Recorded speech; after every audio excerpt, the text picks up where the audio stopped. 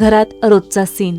आई म्हणते भाजी खा, मुलं म्हणतात नको नको, पण हा मेथांबा दिला ना तर तीच मुलं म्हणतात आणखी दे ना. तो सुगंध, गुळाचा गोडवा, कैरीचा आंबटपणा आणि मसाल्यांचा हलका झटका सगळं एकत्र येऊन असा फील देतो की भूक आपोआप वाढते. हा मेथांबा इतका टेस्टी आहे की मुलं भाज्या सोडून हाच मागतात.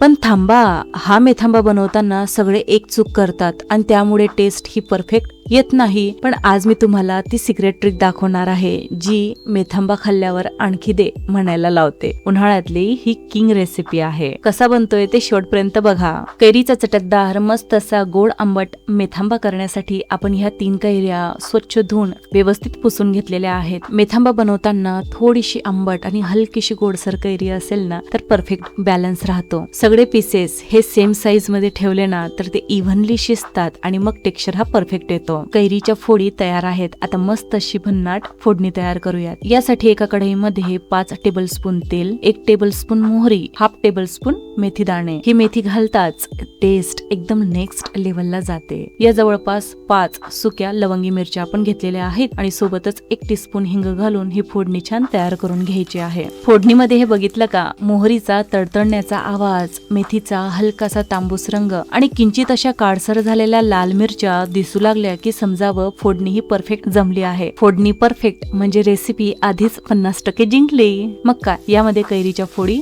ऍड करायच्या. मध्यम आचेवर 2 मिनिटांपर्यंत या फोडी छान परतत राहायच्या. 2 मिनिटांनंतर यामध्ये पाव चमचा हळद आणि पाऊण चमचा मीठ घालून पुन्हा 2 मिनिटांपर्यंत मध्यम आचेवर ह्या फोडी हळद आणि मिठामध्ये छान परतून घ्यायच्या आहेत. हे बघा, हळदीचा तो सोनेरी रंग फोडींवर इतका सुंदर बसलाय की प्रत्येक तुकडा चमकत असल्यासारखा वाटतोय ना. मिठामुळे ते अजून मऊ आणि रसाळ झालाय आणि त्यांचा आंबटपणा आता एकदम बॅलन्स वाटतोय. या फोडी बघूनच कळतंय की मेथांबा आता परफेक्ट बनणार आहे. आता होते हिरोची एंट्री, गुळ. 3 कैऱ्यांच्या फोडी केल्या तर त्या 2 वाटी भरतात. मग गुळ किती घ्यायचा तर अर्धी वाटी, तोही बारीक केलेला. गुळ घालताच रंग आणि टेस्ट दोघही बदलतात. एकदा काही अशी गुळाची कन्सिस्टन्सी पातळ झाली की त्यात 2 tablespoon Kashmiri red chilli powder घालून छान मिक्स करून घ्यायचा आहे. याने मेथांबा तिखट होत नाही पण कलर छान येतो. आता बघा, गुळ घातल्यावर सगळंच दृश्य बदललंय. आधीची आंबट कैरी आता गोडसर चमचमीत मेथांब्यात रूपांतर होते. गुळ हळूहळू विरघळतोय आणि त्यासोबत कढईत एक सुंदर सोनेरी तांबूस रंग तयार होतोय. या फोडी बघा ना, गुळाच्या पाकात छान माखल्या गेल्यात.